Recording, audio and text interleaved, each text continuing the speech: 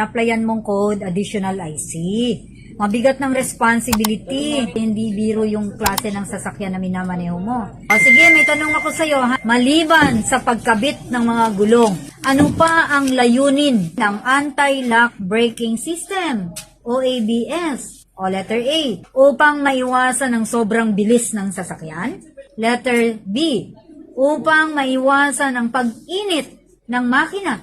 O letter C, upang hindi dumulas ang gulong. Sa balagay mo, kuya, anong dahilan? Bakit tayo may anti-lock braking system? Anong tumitigil pag nag-brake ka? Gulong. Oh, Lord have mercy.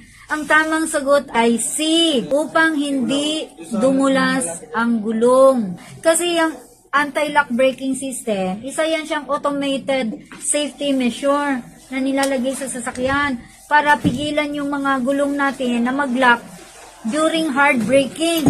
Biglaan tayong magbe-brake, biglang may engot na tumawid. So yun yung tumutulong sa atin na hindi mag-lock yung ating gulong. Para ma-maintain natin yung control natin sa manibela at maiwasan na dumulas tayo sa daan. Lalo na kung maulan. Basa ang kalsada.